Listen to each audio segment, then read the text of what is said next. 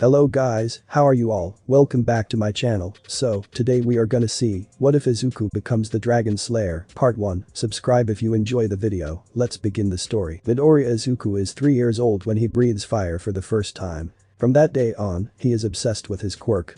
Others as well. It's a well-known fact that Izuku is a quirk nerd, but the speed at which he picks things up is a bit overwhelming.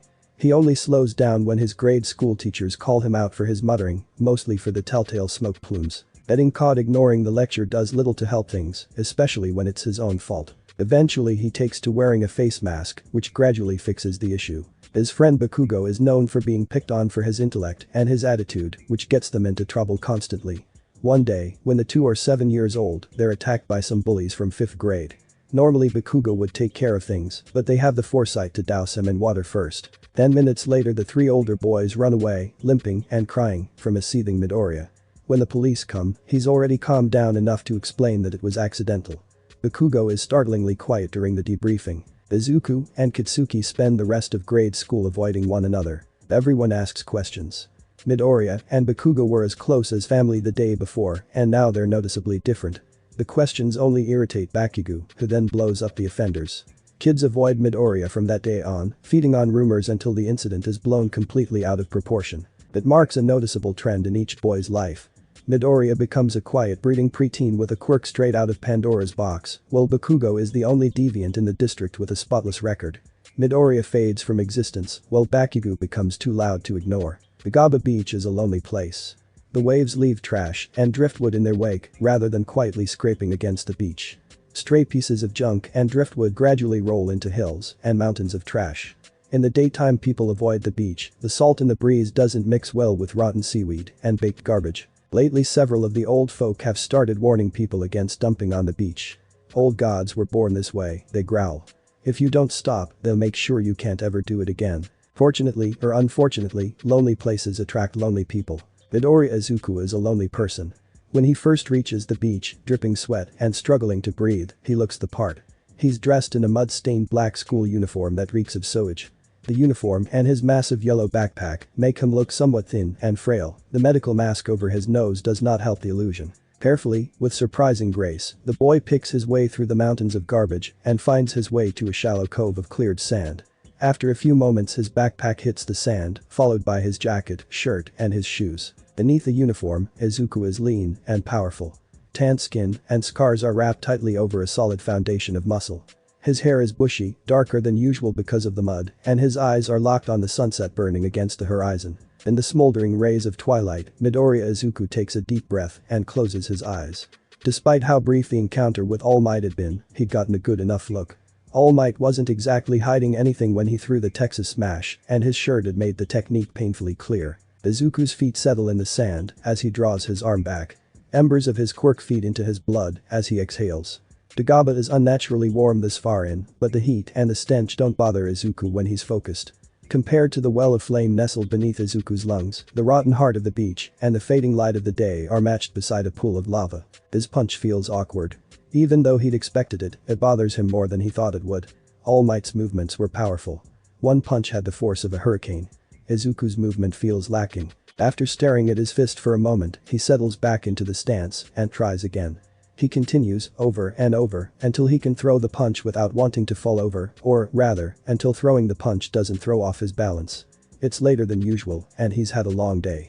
His smile is sharp and bright as he crawls out of the rotten beach. All Might has already forgotten the brief encounter with the boy, but it will be something that Izuku never forgets. Izuku is 8 when he meets the woodcutter. He has plenty of reasons. His quirk allows him to eat fire, but there's no good way to produce lots of fire in his apartment. Candles taste funny, and his mother banned him from eating their flames after he got a little loopy one afternoon. Gas fires taste horrible. Once he tried eating a bit of a campfire, which had been okay, but not good. Online research has pointed him towards a small family-run charcoal business at the foot of Mount Fuji. He's curious about what they know, considering they've been cutting charcoal for generations, and there's an article about something called the Dance of the Fire God that runs through their familial beliefs. Going isn't an issue until he reaches the small country road that leads towards his destination. A kind old man finds him standing there at the bus stop, staring up the hill, and scratches his forehead. "Are you lost, kid?" "No," Izuku shakes his head, looking at the ground beneath his feet. I want to go up the mountain. What are you doing, going up the mountain alone? The man scoffs. I wanted to buy some charcoal. Izuku says, pulling out some bills from his allowance. When the man's eyebrows rise even further up his head, Izuku quickly shoves his money back in his pocket and trembles. The internet said, it said that they make good charcoal, and I wanted. No need to start crying, sheesh, the old man groans, looking up and down the street. I don't need the people around here to catch me making kids cry.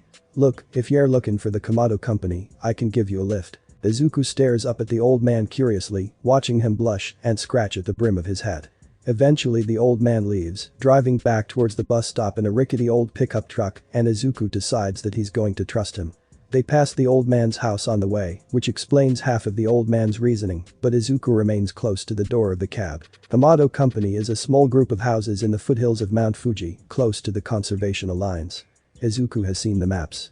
The Kamado family has lived since before the original government, so they retained their section of the forest, despite the drawing of conservation lines. There's a lot of history that he doesn't quite understand, but he's still learning his katakana, and his mom hadn't wanted to explain all the legal things before bed. When they arrive, a small army of people spew out of the house.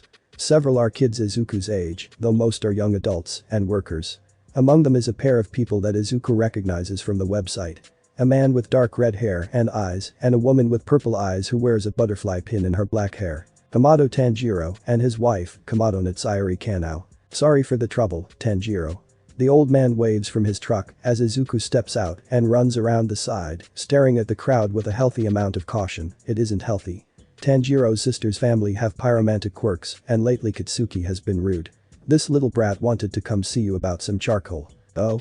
Are you running errands? The crowd parts for Tanjiro easily, and Izuku is left shaking near the headlights of the old man's pickup truck while he tries to overcome his uncertainty. I'd be happy to offer you some charcoal, young man. I wanted. A bit of smoke bleeding from his lips, and Izuku slapped his hands over his mouth.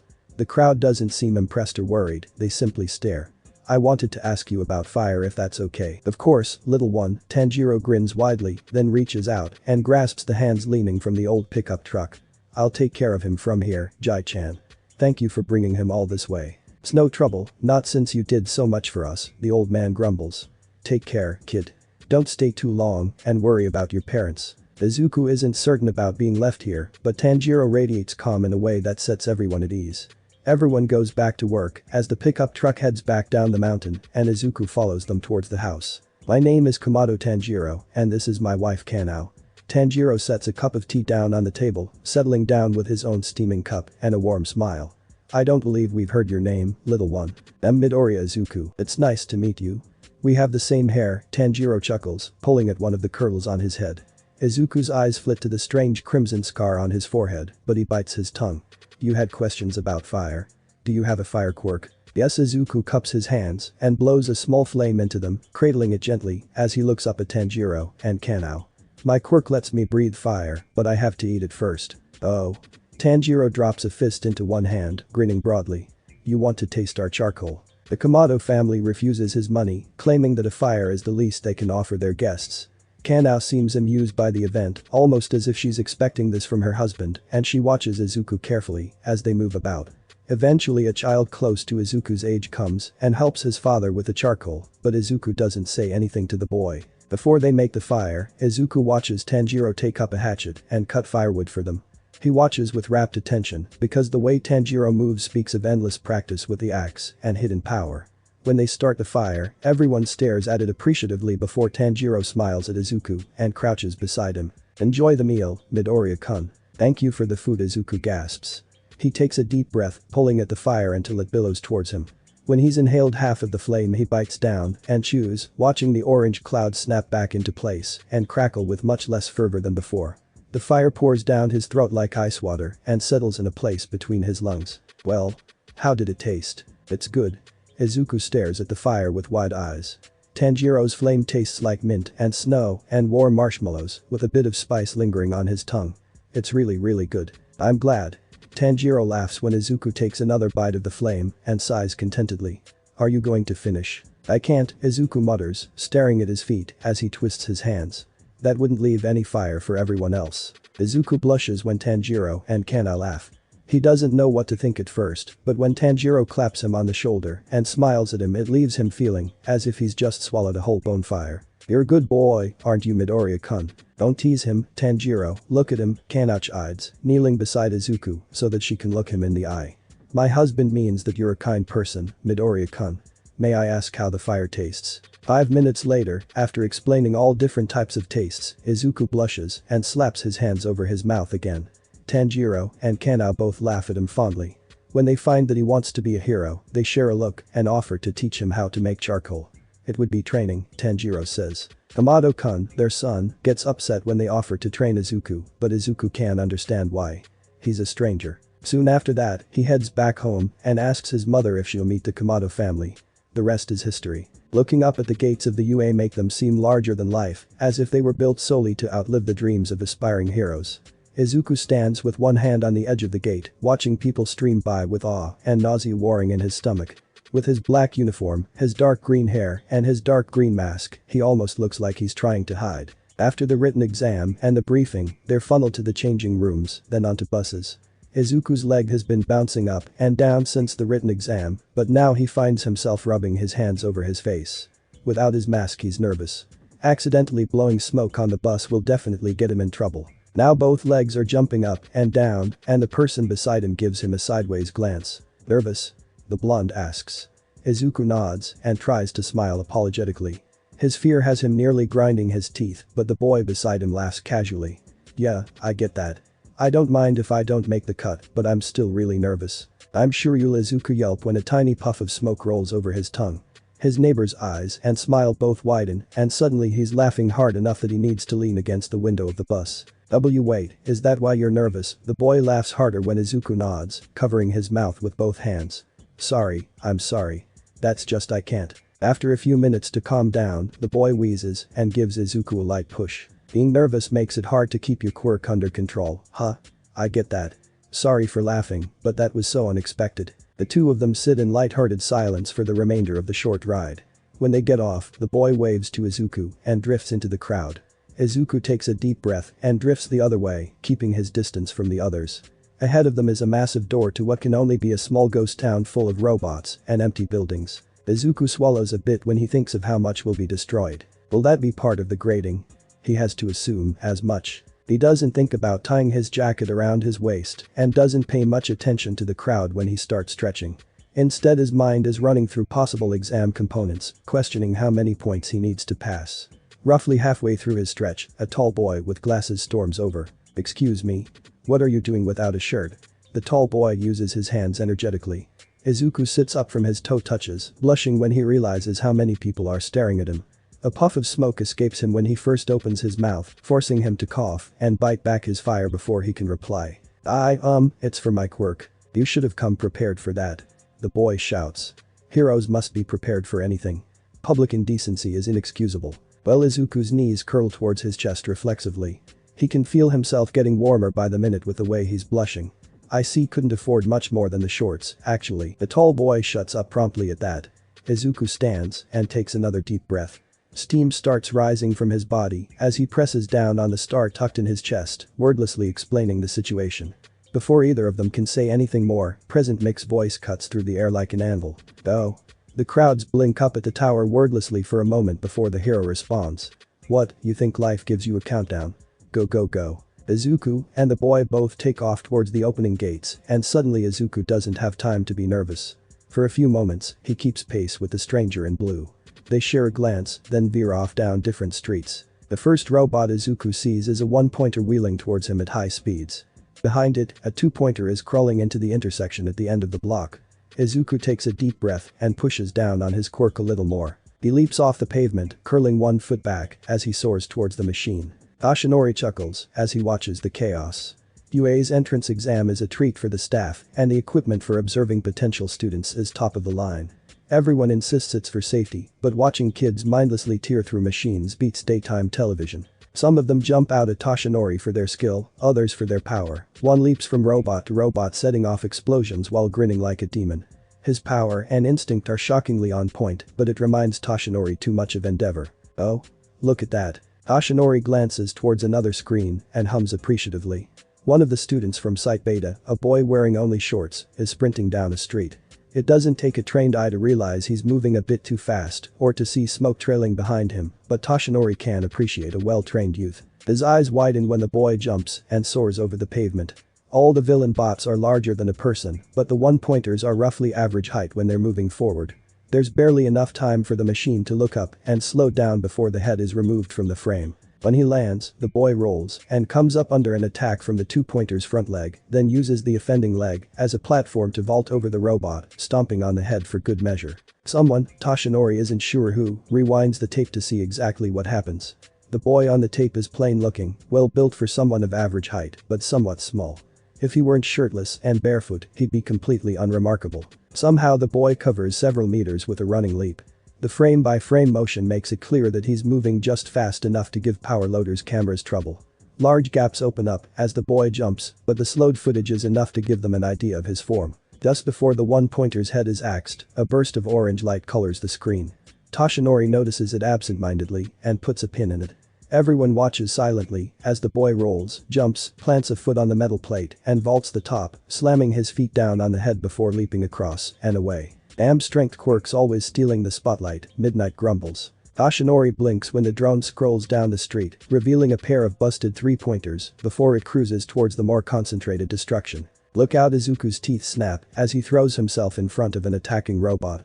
For a moment, the one-pointer pushes forward and grinds Izuku's heels into the pavement. Steam erupts from his body as he pushes back, slowing to a stop and gaining ground. He twists, throwing it to the ground so that he can stomp the chest to ruins, then turns back to the stunned student. Are you okay? The street running through the middle of Site Beta is a nightmare. Rabid teenagers tear through robots like feral dogs off the leash. A few are running or hiding from blows. The machines pack a concerning amount of force, enough to tear through concrete, but there's a distinct lack of dead students to match. Counting this one, Izuku has saved 4 students if it can really be called saving. UA wouldn't design the robots to do much worse than knock someone out or worst case, break a bone, right? Izuku has to keep telling himself that. Unfortunately, his detours have left him with only 20 points to his name. His quirk is pushing his body past his limits and he's visibly steaming now. If he pushes any further, he's bound to end up in a hospital. For a moment he wonders if meeting Recovery Girl is worth a backlash. He shakes his head and forces himself to take a deep breath. Meeting Recovery Girl is absolutely worth overusing his quirk, but first he needs to get his head on straight.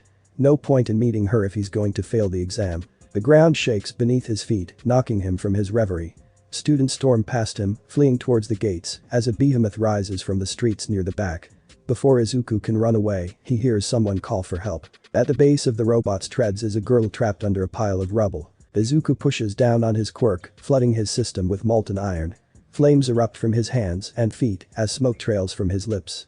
He darts through the crowd, twisting and rolling out of what collisions he can't avoid. The concrete rolls off her ankle easily, but the robot's hand is creeping towards them like a death sentence. Before he can really think about it, he's swiped up a rod of metal debris and gives the girl a nervous smile. Cover your eyes. He spins and hurls the makeshift javelin upwards, aiming for the center of the hand. Agony erupts in his limbs as his quirk fails him. The spear barely manages to pierce the armor. For the first time in years, Izuku takes a deep breath and pulls. Michako can't think straight. Her leg is throbbing, and the machine lumbering towards her is so large that for the first time in her life she thinks maybe this is the end. Even if these things are supposed to be safe, what if they aren't? What if this is some terrible coincidence and the machine is rampaging? She's about to call for help again when she notices someone racing back towards her. The boy isn't familiar in a way. She finds herself a little disappointed that she doesn't recognize him. Everyone else is running, leaving her to her fate, everyone except for him. He's running towards her like a hero. The stranger is standing over her before she can blink. One hand rolls the concrete off her leg as the other hefts a length of twisted rebar. His smile is blinding as he steps over her, spinning around to look her in the eye. Cover your eyes. Michako doesn't cover her eyes. She stares as he spins, hurling the javelin at the hand of death. Each movement is etched into her memory. The tension rippling through his core, his swollen arm, the steam and embers pouring off his body. The spear embeds itself in the machine, though it hardly does anything to stop it. Michako is about to force herself up when the boy takes a deep breath and everything goes white. She screams, curling up and covering her head with her hands to protect herself from the white-hot flames. All she can feel is the scream in her lungs and searing heat against the back of her hands. She squeaks when she hears groaning metal and curls in on herself even more as something heavy falls. Fear of the hand and the dragon who'd come to save her drive her to coil tighter and tighter against the pavement. The heat dissipates for a moment before something explodes, blowing more hot air across her back. When she finally uncurls and rolls over, her vision is blurry and white. She blinks the static from her eyes, staring at the destruction laid out before her. Her hero is barely standing, his body shudders as he tries to breathe through the smoke and embers pouring out of his lips. Overhead, the zero-pointer lumbers backwards, minus an arm. Giant pieces of the arm are scattered across the street or buried in the buildings on either side of them. Ichako startles as the boy in front of her takes a step, then falls to her knees. She can't move when he forces himself to his feet, arms dangling uselessly by his sides, and turns around. His lips are badly chapped, and blood is pouring down across his right eye, effectively blinding him. "Are you okay? See, can you move, walk?" He stammers, taking a few slow steps her way. Ichako nods, then blinks when he lifts a shaking hand and holds it out to her. "Here, let me help. I'm fine." Ichako jumps to her feet, wincing at the pain in her leg briefly before she reaches out to the boy. They pass one another on the way. She stands there nursing her sprained ankle as the boy falls to the ground, completely unconscious. Toshinori stares with rapt attention as the green-haired boy throws himself in the way of yet another robot. He's sure that he's the only one paying attention to the boy, and maybe it's a bit much to be looking for him on the rolling feed, but something about the boy is familiar. Even if the boy hadn't caught Toshinori's eye, he'd be paying attention. Not many students are throwing themselves in to save others. By the time the boy has saved his third victim, Toshinori is grinning openly. There's a process that shows openly on the boy's face. The shock when he notices the soon-to-be victim, the hesitation as he considers his position, bargaining, defeat, acceptance.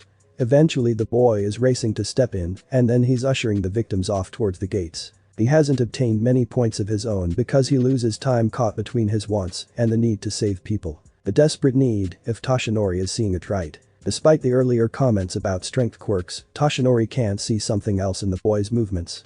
Whenever he finds himself up against the larger robots, his body seems to pierce the armor too easily. From this distance, he can't tell. Toshinori can only trust his gut and wonder if the concrete is steaming because of the robots or if that's the boy's quirk. When the Zero is released, Toshinori wonders what this boy will do. He watches Site Beta as carefully as possible, looking for a flash of green in the crowds. The green blur he finds is racing against the current, something that terrifies Toshinori and stokes the embers of one for all within his chest. There's a girl trapped beneath some rubble, so maybe not enough time. Toshinori blinks, frowning, as the boy shoves the concrete off the girl's ankle. He needs to. A flash of white turns the screen to static. One by one the drones turn to look at the scene of the attack. The Zero is lurching, trying to pull back despite the rapidly heating metal. It turns red, then orange and yellow before the machine groans and comes apart at the shoulder. Holy sh! What just happened? The kid leapt in to save someone. What kind of quirk was that? Toshinori holds his breath until the dust settles and he catches his first glimpse of the students. The green-haired boy who is coughing up smoke and the girl whom he's just saved. His fifth rescue, and from truly unbeatable circumstances. When the boy falls to the ground, Toshinori has to stop himself from rushing to his side. The girl is fussing over him and Recovery Girl is on her way to the fields. There would be no point in causing a scene. But he was right about the boy's quirk and he can't help thinking that this boy is exactly what he's looking for in a successor. Someone with plenty of time to grow, someone with a quirk that is both flashy and nuanced, someone who is willing to sacrifice themselves for others, someone who cannot resist the call of Plus Ultra. In the failing days of March, a pair of teens stand locked in silent combat at the foot of the mountain. They are still as statues, save for the rise and fall of their shoulders and the strain of their ribs as they breathe. One is dressed traditionally in a green and purple haori with loose brown pants, while his opponent has stripped down to a pair of black shorts. The sky is bright and clear. The air between them is not. Killing intent pours off of the red one like heavy fog. His opponent has begun to boil and steam in the early morning sunlight, cutting through the fog as if the fire in his veins can cleanse the air between them. Green moves first, as always. Red feels his approach before he sees it. A wave of heat precedes the arrival of the dragon like the first rays of morning sunlight. His eyes flicker between the two images of his opponent, one on either side, and Red hesitates. Fear stabs his gut and rushes through him like a poison. He steps back, draws his elbows up, and lifts the blade towards the mirage on his left. Green's ankle brushes through his hair as the sword cuts down, left to right, then twists and rises. It swings past Green's knee as he pulls his leg back and twists into a jab. Red spins left and brings the sword down again. They carve spirals into the clearing as they dance. Red bends and sways like a vine caught in the current, green twists like a hurricane, striking and retreating like lightning. Slowly they take to the air, leaping over one another in search of blind spots. Green realizes too late that his opponent has sheathed their blade. Red lands on his outstretched fist and flies backwards, landing on one of the boulders littering the edge of the clearing.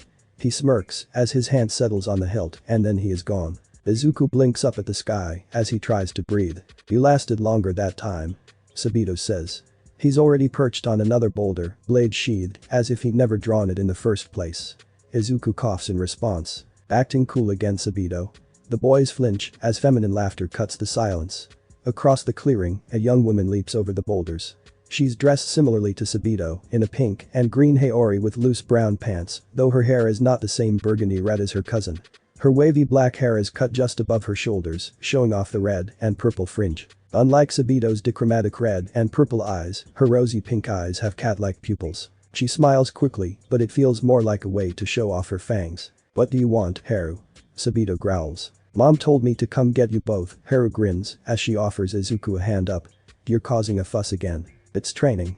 Sabito stalks past them, growling at the girl despite giving her a wide berth. Midoriya needs to spar if he's going to get into the hero course. Sparring doesn't shake the whole forest. Haru snaps, pulling a towel from the crimson obi around her waist so she can wipe off Izuku's back. "You two get so caught up in your heads that you don't realize what you're doing. Didn't Uncle Tanjiro tell you not to fight with quirks anymore? We aren't using quirks."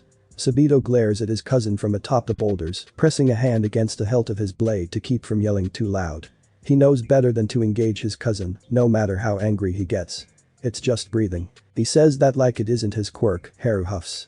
Izuku trembles as she throws the towel over his shoulders and pulls at his elbow. "Come on, Midori-kun, you've still got to help Uncle with the wood." He's never quite gotten used to the Kamado family, even though they treat him more like family than a guest. The entire clan knows him and treats him well, even if he doesn't work for them. Sabito and Haru are closest to his age, though he's sparred with several of the younger and older fighters on the compound. Charcoal is a convenient excuse for keeping fit and running a business, apparently, but the Kamado family has been practicing swordplay and quirk training for a century or more. Not that Izuku practices the sword. His quirk isn't suited for it, so he focuses on martial arts. Despite his disadvantage, he makes a point of fighting anyone who will take him up on it. Everything is fuel for the fire, and there are almost a dozen different styles spread out among the Kamado company and their allies. The Kamado home is a traditional Japanese mansion near the road, built onto the original home. Despite what Izuku had believed when he was young, the surrounding buildings aren't part of the Kamado Corporation. Their charcoal factory is as far from the homes as it can be without leaving their compound, but the homes of their allies, homes of people with similar quirks who have been closely linked with the Kamado clan for centuries. Izuku's eyes widen when they arrive and find a massive bonfire burning in front of the Kamado home, and nearly everyone who lives nearby gathered beside it. Fires were a large part of their beliefs, their work, and their quirks, but seeing so many large bonfires burning was unusual. Everyone is dressed in their training clothes, like Sabito and Haru, wearing their blades. Real blades, unlike the practice sword hanging from Sabito's obi. "Ah, the men of the hour." Tanjiro grins broadly when they reach the crowd. Izuku can't help getting nervous when the crowd cheers and parts for them. Only Haru's grip on his shoulder keeps him from shrinking beneath their stares or bolting entirely. "I thought I told you no quirk usage unless you have an observer." "We weren't using quirks." Sabito growls. He ducks his head beneath his father's outstretched hand, but eventually Tanjiro succeeds in ruffling his son's hair despite the boy's protests. After fixing his hair and adjusting his robe, he frowns heavily and stares at the dirt. "At the very least, we were hardly pushing it." "The forest was shaking pretty well," Tanjiro chuckles. "I guess you two need some kind of handicap from now on." "Why don't you go change, Sabito? Don't start without me." Sabito snaps, looking back and forth between Izuku and Tanjiro as if they're plotting something. He grumbles as he jogs towards the house to change into his formal training garb, leaving Izuku half naked in front of the crowd. Izuku shifts nervously when Tanjiro's hand settles on the hilt of his sword and the man smirks. "So the hero course." Izuku nods. Tanjiro's smile is different now. He burns differently than Sabito, though the color is similar. Sabito burns with a mixture of wrath and indifference, mementos of his mother and his aunt, while Tanjiro burns like the sun. Few could compare to Tanjiro's infinite kindness and his ruthless training. As far as Izuku knows, only the rabid Hashibiro-san and the ever-tranquil Wagatsuma-san, as well as the ones who trained them, had ever approached Tanjiro's skill with a blade. "Do you think you passed the test?" I don't know, Sensei Izuku mutters quietly, staring at the dirt with fists tied at his sides. What was holding you back? People needed to be saved. Izuku says. The exam was to beat giant robots. Not everyone was prepared. Eyes up. Tanjiro snaps. Izuku's eyes rise quickly, staring straight through his teacher's chest. He only relaxes when Tanjiro takes a step forward and takes him by the shoulders, urging him to look further, to look past their training and see the pride in Tanjiro's eyes. If you do not reach the heroics course, they don't deserve you, Izuku. No matter how much we need champions, you are a hero. You've been a hero for a long time, young man, and you'll be a hero no matter what the results are. We are proud of you, all of us. Tanjiro spins him around, pulling Izuku into an embrace as they turn, looking through the smiling faces and the cheering friends who are gathered around them. When they turn back to the bonfire, Tanjiro lets him go and settles his hands in the folds of his haori. No one can be prouder than your mother, but I would like to believe that no one here is as proud of you as I am, Izuku. You know what it is to be kind. Never forget that. Tanjiro says. Izuku feels himself tearing up and his best attempts at avoiding it are failing him. Sabito rejoins them, throwing a green sweatshirt and a pair of sweats at Izuku while he takes his place beside his father. Today, Tanjiro calls over the crowd, raising his hands as if he didn't already command their attention. We celebrate the graduation of our family. We wish them luck in high school, at UA. Izuku thinks it's a bit excessive. Sabito will take the general course at UA easily, much like his cousins did, but Izuku has no idea if he made it into the heroics course. No one cares whether he makes it in, though. Everyone crowds the two of them with cheers and congratulations when Tanjiro finishes his short declaration, and from there the afternoon is a whirl. After 2 hours, Tanjiro drags Izuku through the crowd as if he's flying a kite. Izuku's feet hardly touch the ground and everyone who sees them cheers or falls over themselves laughing. When Tanjiro sets him in front of the bonfire and waves a hand at the flames, Izuku's eyes widen. Your mother mentioned that you burned most of your reserves fighting some kind of monster robot, Tanjiro smiles broadly. So I made you a special treat. You can't go into the heroics program without a full stomach. Tanjiro's fire is not something that Izuku eats often. It's like his mother's katsudon. A treat, something they only make when he's accomplished something, and the gesture alone makes Izuku tear up dangerously. Whoa. You'll douse the flames. Tanjiro laughs. Go ahead, Izuku. Eat up. But anything you eat, a familiar voice chimes softly from Izuku's other side. I will replace Midoriya-kun. It's rare to see Nezuko-san outside under the sunlight. Nezuko Agatsuma no Komodo is a beautiful woman despite her sickness. She's taller than her brother, with a small horn growing out of her forehead and a pair of fangs hidden behind the sweet smile on her face. A kimono is wrapped tightly around her shoulders and hair stands firmly at her side, just in case her mother's illness acts up. Trapped between Tanjiro's infinite kindness and his sister's infinite patience, Izuku finds himself unable to refuse. He steps up to the edge of the bonfire, taking a moment to appreciate how large it is. Tanjiro built it using a few trees, and the flames have nearly reached the 3rd floor of the Komodo estate. He barely feels the heat at all. Rather, it feels comfortable.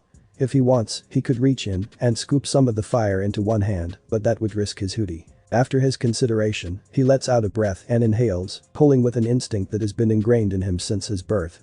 Somewhere between his lungs, the shift opens up a hunger that Izuku has been fighting off since the exam. Drinking fire feels like drinking alcohol or taking a pull from a cigarette, both things that Izuku has tested only because of his quirk and never more than once. The only difference is the depth, the strain that comes when Izuku inhales and pulls on the bonfire roaring before him.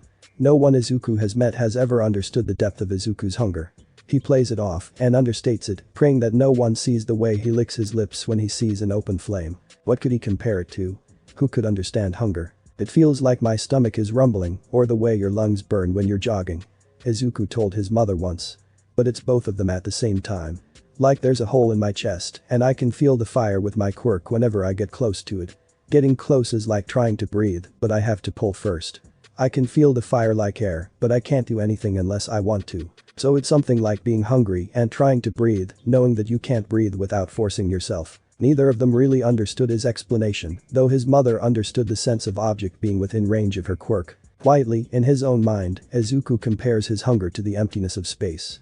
It sucks at every open flame he sees, desperately inhaling anything he lets himself feast on like a vacuum sucking in oxygen and planets. Only the potential weight of Izuku's actions keep him from consuming every open flame he sees. A roar accompanies the unhinging of his jaw. It isn't truly a sound so much as it is a vibration. The air hums and every living thing in earshot shudders violently as Izuku inhales. The bonfire twitches uncertainty when he sets his eyes on it, then leaps toward him when he drinks it in. What starts as a trickle becomes a cyclone of red, orange, and bright yellow. Embers swirl on the edges like fireflies trapped in the vortex. Before long the pull of Izuku's quirk has become a vortex, as tall as the blaze itself, and the flame begins to sink instead of reaching upward. He stops when there's less flame than wood. His quirk can't eat the entire thing in one go. Despite all his training, the spectators can't help thinking otherwise. Izuku's quirk sounds like a growling animal, if any animal on earth could shake the air with a breath. Izuku coughs when he's drunk his fill, leaning on his knees. He feels tired and exhilarated all at once, like he's just come up for air after being underwater for too long, despite the tingling sensation running across his limbs. "You're getting better. That was a ton, Izuku-kun," Tanjiro says. A few of the people nearby clap at his display, now that Izuku's quirk is not pulling at the air in their lungs. Izuku looks up when Nezuko-san steps forward. Everyone does. Her quirk is special even by the Kamado family standards, and it's extremely rare to get a good look. Kamado no Agatsuma Nezuko grows taller with each step, reaching nearly 180 centimeters without pushing her quirk, and her horn grows until it is nearly the height of her skull. She lifts a hand, drawing her palm across the tip of her horn until an open gash bleeds freely in her palm. With a swipe of her hand, a thick tendril of blood is thrown into the bonfire. The logs of the fire are ashy and black near the roots, and the shorn limbs with thick black cracks running the length of unburned wood. When Nezuko's blood lands on the wood, it glows like molten metal before erupting in pink and crimson flames. Under the logs, the lazy orange flames left over from Izuku's feast are quickly consumed by Nezuko's quirk. The bonfire explodes as Nezuko makes a fist with her outstretched hand, purple coals turning rosy pink as the fire reaches taller than ever before. A rowdy cheer goes up when the nearby fires react to her quirk, filling the open field with ripples of pink, purple, orange, and yellow. Despite the energy of the flames, it doesn't burn hotter. Izuku can feel the heat of the bonfire, and he knows that the new flames should be much more intense than before. Izuku's control keeps the flames tame. When she turns, they lock eyes, and Izuku feels something turn over in his gut. It isn't the heated rivalry he feels with Bakumer Sabito or the jealous admiration he feels for Haru. This isn't so much jealousy as it is hunger. "You've got such a nice quirk, Midoriya-kun," Nezuko becomes more human as she walks away from the fire. Her hand is already healed, and her slit pupils have all but disappeared into her pinker eyes. There is hardly any passion in her eyes when Izuku sees her. "I am sure you will save many people." "Thank you, Agatsuma Dono," Izuku murmurs. He can't shake the feeling that she's trying to tell him something. Without her quirk active, there's no trace of pupil in her eyes. The color reminds him of sakura petals. When she walks past him and returns to the crowd, Izuku thinks of All Might. His respect for Tanjiro and Nezuko is similar to the respect he holds for All Might. In fact, over the years, his respect for the number one hero has tempered while his respect for his teachers has only continued to grow. "I still have so far to go," Izuku blinks at the flames wearily. The Gaba beach is a strange place. It has a gravity all its own, a song that can only be found in the wind and waves. Humans are creatures of opportunity, and places like these are often the scene of crimes of opportunity. Curiosity brings people to the beach, but the beach pulls them back for better or worse. Toshinori knows the pull of the beach all too well. He's only been here twice. The first time, an ignorant comment about his sensei's age forced him to run laps up and down the sand for hours. Foreign countries seem to build cities like ant farms or sculptures. Japan built cities, sure, but more often than not, they built homes. Only Japan could draw nature out of the cracks and build their countryside into their cities, as much as they built their cities into the countryside. During his prime, he thought of Dagaba only in passing. When he first moved into Mustafa almost a year ago, he'd visited the beach and left with a deep sense of regret. "What are we doing?" he thought bitterly, "if we allow places like this to disappear?" Now Toshinori stares at the beach with a thoughtful frown. He walks down the clean white sand and stares at the gazebo built onto the pier curiously. The stars twinkle mischievously overhead as he searches for answers. "Excuse me," he coughs quietly into a handkerchief, smiling despite the mixed shock and distaste in the couple's expressions. "I remember this beach being a bit of a dump just over a year ago. Did something happen?" "That's a nice way of saying it," the young man chuckles as he turns and points down the beach. "As far as I know, there wasn't a big effort or scheduled cleanup. I think I saw one of the regulars down that way if you're really curious." Further down the beach, Toshinori finds his regular staring at the horizon. He hesitates at first, either because they're awfully young to be out this late or because they seem deep in thought. The boy looks awfully small with his arms wrapped around his knees and a dark flu mask over his nose. If Toshinori had to guess, he may be in high school. "Excuse me," the boy blinks at Toshinori owlishly when he calls out across the sand. "Do you know who cleaned up this beach?" His question causes the boy to perk up but doesn't earn much of a response. Toshinori loves children, high schoolers especially, but recently he can't help being nervous. Being a hero is but a moment in the lives of civilians, being a teacher is a completely different beast. I'm sorry if I'm disturbing you, he coughs, fighting the urge to cradle his side. Getting nervous now feels a bit like having something crawl out of his stomach and tickle the stitches in his guts. I visited just over a year ago and it looks completely different now. Usually there's some kind of announcement or news coverage for something this size, so I must have missed it. There wasn't anything like that, the boy says quietly. He's half twisted to face Toshinori with his legs laid out on the sand, reclining with his hands dug into the sand underneath him. Did you lose something important? No, I was hoping to thank whoever cleaned it up, Toshinori replies. My old friend brought me here once, and it looks better now than it ever did back then. Community service is a rare sight these days. People say it happened overnight. The boy sits up and curls around his legs again, running a single finger through the sand. How strange, Toshinori sighs. A breeze rolls over Dagaba, rustling Toshinori's coat and tugging at his bangs. Did I disturb you, young man? You seem troubled. No, I'm fine. The boy replies quickly. I'm better than fine, actually.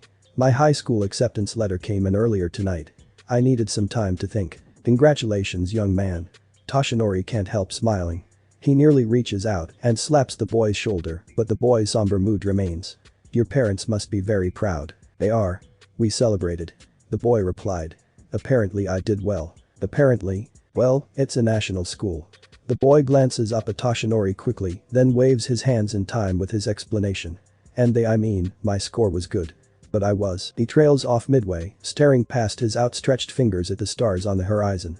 After a moment, his hands fall onto his sneakers and his eyes fall to the sand. I wasn't fast enough. He murmurs. Toshinori frowns. After years of putting his life on the line for others, the fear of academia feels incredibly silly. He nearly calls it ridiculous. But he remembers what it felt like then. That sense of impending doom, the curl of anxiety in his guts, and the nerves that kept him up all through the night before an exam. UA. Stressed both academics and heroics, putting students through a physical and mental ringer unlike anything else in the country. Unlike anything else in the world. But didn't everyone feel that way at times? Weren't young people facing their hardships head on? Not everyone could place their life on the line to do their jobs. Toshinori had become a hero that most people never needed to. I am not a teacher. He says it uncertainly because this moment of honesty is unexpected and because he isn't as sure of what he wants to say as he is how he wants to say it. And it's been years since I graduated from school. But I believe that people must face the present with everything they have, and even if there is some kind of order in the way things happen, you'll never really be prepared for everything that comes your way. Toshinori's wound squirms beneath his remaining ribs. He remembers the battle where he'd earned his scar as clearly as he tastes the blood in his mouth, and there is no doubt in his mind that he'd earned it. Giving his life would have been a small price to pay for defeating that villain. Strangely enough, survival feels heavier than death sometimes. If you're feeling guilty, young man, then maybe you could have done more, but doing things differently doesn't always mean doing them better. Can you feel proud of what you managed to do? Toshinori coughs. After a moment, the boy nods. Don't focus on the guilt so much that you lose sight of what you accomplished. As long as you can be proud of what you accomplished, you can learn from your experience and try again. Besides, Toshinori grins, chuckling at the way their hair rustles in the breeze. You succeeded, young man.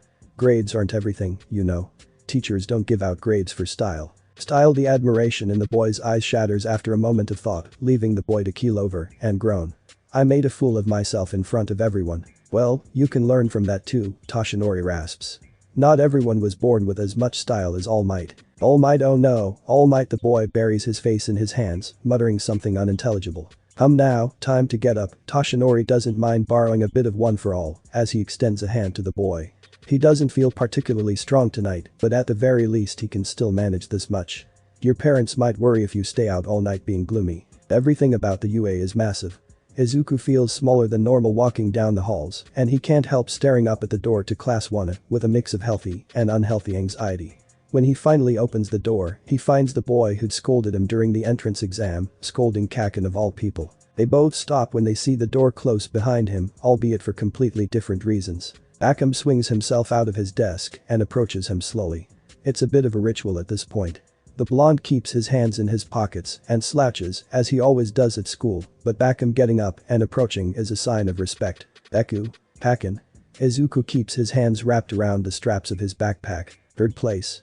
Akam narrows his eyes. Rescue points. We both know that's horseshit, Bakum scoffs. They may have let you in, but third place is, as far as you get. You didn't get any rescue points. Izuku says. Bakum doesn't say anything. The fact that he remains quiet in the face of the accusation proves Izuku's guess. His rival has already considered this. Excuse me. The tall boy wearing glasses stalks past Bakum with his arms locked at 90-degree angles and extends his hand like a piston. Izuku spares him a glance before looking back at Bakum. He remembers this person from the exam, and now that he's seen the boy scold Bakum, he can't help thinking that maybe there's no malice behind his actions. I am Iida Tenya from Samei Academy. Don't interrupt, Four Eyes, Bakum snarls. Speaking to a classmate that way is. Please, Iida-san. Izuku says quietly. The entire room stills as they stare one another down. Izuku is shorter than Bakum by a good bit. Bakum's fake disregard for the dress code is new, and it adds a sense of danger to the situation that wasn't present back in middle school. From the outside, this may very well look like a delinquent shaking down easy prey. There's a challenge in their silence. Oh, it's you. A feminine voice speaks up, only to be quickly silenced by the oppressive atmosphere in the classroom. What, it's that. Fucking extras, Bakum mutters, eyes darting to the bystanders surrounding them. Remember your place, Deku. Izuku doesn't respond to that. He bites his tongue and waits. The door opens, and their teacher emerges from his cocoon like some kind of degenerative butterfly, herding them towards the practice fields. Bakum blows their test out of the water. Izuku takes 4th place overall, and their teacher stares at him with an unreadable look. When they reach the locker rooms after Izawa's tests, Izuku peels off his uniform and quietly inspects the fabric for damages. It slows him down enough that one of the others, a Redeed with a sharp smile, approaches him as he pulls on his slacks. Hey, you're Midoriya, right? Was something wrong with your uniform?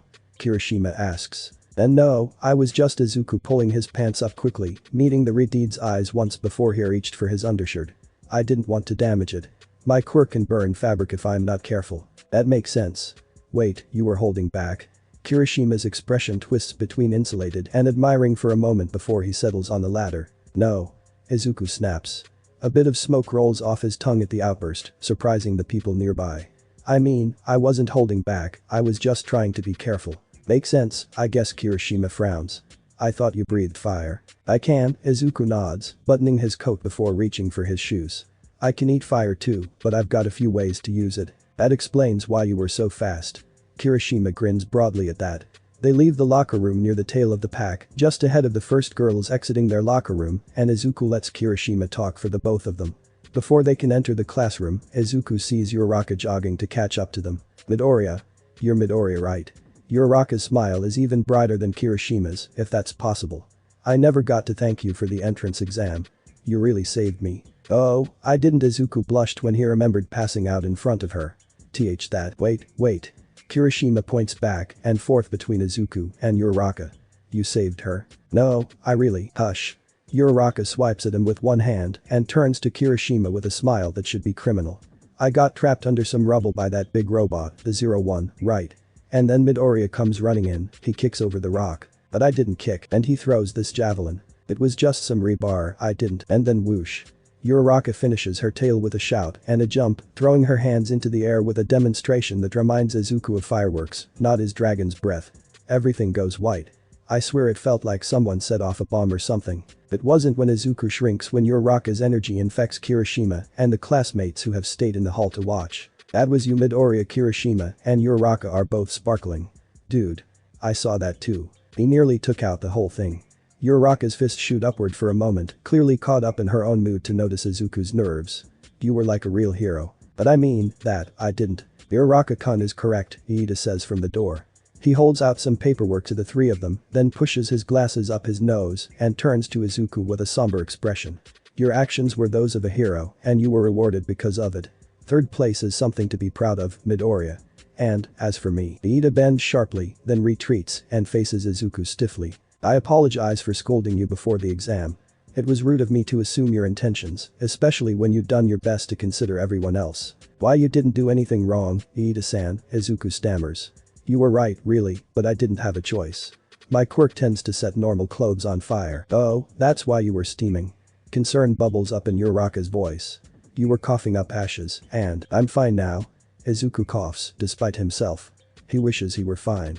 His voice is still a little strained if he talks too much, and it has taken a week for his sense of taste to completely return. But no one here needs to know that. Besides, I couldn't just. The look his classmates give him says it all. He could have run. They had. Compared to their introduction, the first day at UA is mundane. Izuku only listens to his classmates' complaints with half a mind, switching back and forth between his hero notes and his classwork. Seeing pros up close and personal gives him a completely new insight into what he's previously put down, and before third period he's resigned to getting an entirely new set of notebooks. Lunch is a busy affair. A bunch of Izuku's classmates have decided that Bakum is fun to hound, and it creates 3 groups of students. Izuku isn't used to having people to sit with during lunch. The experience is nice, especially once they've gotten used to how little he actually speaks. But even during lunch Izuku can't quite pay attention. They all have the same idea, after all, and gradually the energy in their classroom amps up as they approach the end of classes. For most students, 8th period spells the end of the school day, but for heroics, everyone goes wild when All Might walks in wearing his Silver Age uniform. When All Might announces the battle trial, Izuku begins to steam. Picking a hero outfit had been harder than Izuku first imagined. He'd wanted to bring in pieces of what he'd seen in his heroes. All Might's streamlined form, the Komodo training garb, and the materials used by the Endeavor Hero Agency. But there was no good way to combine everything, and he'd ended up planning out 5 or 6 different designs before his mother sat him down and helped him think it through. He'd spent years honing his fighting style and training to make it work best for him. Best for his quirk, his mom reminded him. If he focused too much on making a costume that honored his heroes rather than honoring him, he would crash and burn before he ever got off the ground. The request made him nervous. Fireproof fabric is expensive, as opposed to fire-resistant, which was much less difficult, and while a hero's costume was essential to their survival, he felt like requesting a suit of fireproof material was overstepping. After a quiet moment, his mother had suggested an alternative. Izuku's hero outfit is a sleeveless black and green checkered vest over baggy dark green pants. He'd modeled his boots after the sneakers his father sent him every year. Thick fireproof red leather reaches past his ankles and adds a noticeable weight to his step. The loose white scarf decorated with black and green lines hangs around his neck, hiding a face mask/mouthguard, and a pair of goggles sit snugly just beneath his hairline. He leaves the vest open on the way to their battlefield. Kirishima is shirtless, after all, and Shoji, the only other student who constantly wears a mask, is dressed in a skin-tight sleeveless shirt. Izuku nods to him quietly as their classmates enter the tunnel and smiles when he receives a nod in return. After years of being the odd one out, making friends so easily makes him a bit giddy. It's not surprising that Izuku and Bakum are paired up. They exchange a look when All Might holds up their matchup for the first round, definitely earlier than Izuku expected, but not impossible. Everyone else takes a step back with Bakum's hands spark, and the steam rising from Izuku's shoulders becomes noticeable. "Hey, you, and that Bakum dude," Kaminari smiles awkwardly as he plays with the dial attached to his headset. "Do you guys know each other?" "We went to the same middle school," Izuku replies. "So what are we up against?" Kaminari frowns.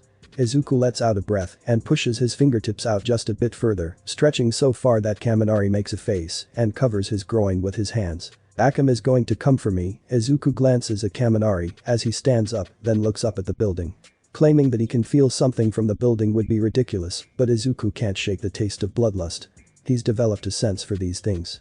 "You should try and get to the bomb. Shouldn't we stick together?" Kaminari's smile trembles a bit. "I mean, not too close, I don't want to fry you with my quirk or something, but if we stick together." "Bakum is coming for me," Izuku says. He takes a deep breath and pushes down on the flickering heat nestled between his lungs. "We've got some unfinished business, and if you're with me, he'll go through you to get to me." "Oh." Kaminari pales. "I'll take the octopus." Izuku nods. "Time is up. Hero team, you may infiltrate the hideout." Kaminari trails behind Izuku as they enter the building. Izuku doesn't doubt Kaminari's ability. Electricity is a strong counter to someone who needs to get close, but he refuses to believe that Bakum hasn't already thought of a way around close quarters combat. Underestimating Bakum is comparable to juggling a live grenade. They make it to the 2nd floor. Then the 3rd and the 4th. They're in a long hallway looking at the stairs to the 5th floor when Izuku catches the scent of something sweet. Kaminari yelps when Izuku throws him to the floor. He screams as an explosion blossoms in the air above his shoulders. The blast meant for Izuku tears into the ceiling, courtesy of Izuku's heel. Izuku stares up at Bakum from the floor, one hand extending protectively over Kaminari's belt. "Lucky guess," Bakum says. "Are you gonna spend the entire fight running?" Izuku shuffles to his feet, pulling Kaminari up from the floor and positioning himself between the two blondes. Bakum watches them with cold eyes. "Hey Bakum." Kaminari's voice cracks. We're all friends here, right? The hallway shakes as Bakum takes to the air. Izuku spins on the ball of his foot, curling up and launching down the hall. Kaminari scrambles towards the stairs and falls to the floor as Bakum flies toward him. With one hero on either side, Bakum falls, one arm outstretched to either side, and fires. Izuku rolls to his feet further down the hall, fighting his rising panic as he searches the smoke-filled hallway for signs of his enemy. The moment he's got his feet under him, he pushes his quirk and leaps towards the wall.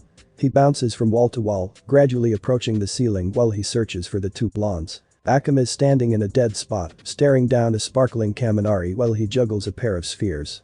Izuku drops like a stone. His quirk pools in his hands and feet, trailing sparks in his wake. Fire dragons. His right kick smashes into Bakum's outstretched gauntlet, knocking his counter off course. The gauntlet drags Bakum off balance and turns him around, leaving his right side wide open, and the left kick slams into his chest ruthlessly. Wings. Bakum's face and shoulder hit the wall as Izuku hit the floor. Izuku's legs protest the move strongly, but not as strongly as the wall protests Bakum's skull.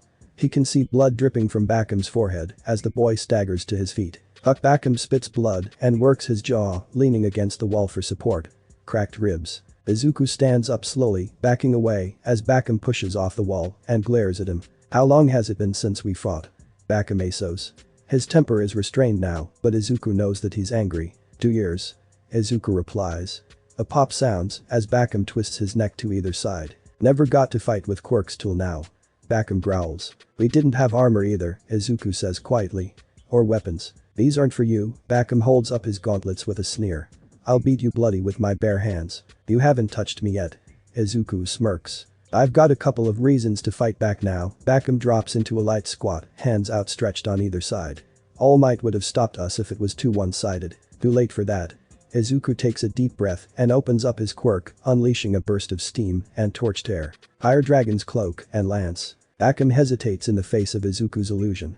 The heat, combined with a burst of superhuman speed, disorient him and leave him seeing double. A pair of explosions tear through the illusion, biting into Izuku's left arm as Izuku's right fist slams into Bakum's stomach. Fire Dragon's lash. Izuku's ankle hits Bakum's gauntlet hard. The impact shakes him to the bone and leaves him staggering backward while Bakum coughs. He bounces on his foot once and hisses in pain when his ankle protests, switching his left foot back. An explosion fills the air between them with smoke. Izuku retreats as Bakum takes to the air and chases him with explosions aimed at Izuku's head, explosions that launch Bakum higher with each attack. When he stumbles, a pair of canisters from Bakum's belt land on either side of him, detonating with almost twice the force of Bakum's usual attacks. Sparky should be fighting Octofucker by now, Kitsuki coughs. Hurry up and die, Deku. His arm moves instinctively as something flies out of the smoke.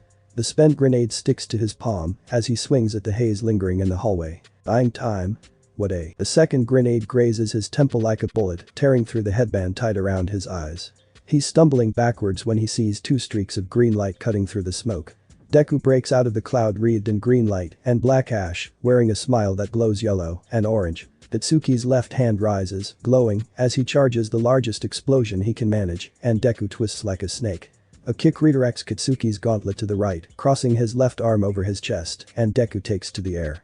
With his right hand clenched around the spent grenade and his left arm twisted over his chest, Kitsuki is powerless. Fire Dragon's wings. Thanks for watching my video, sayonara.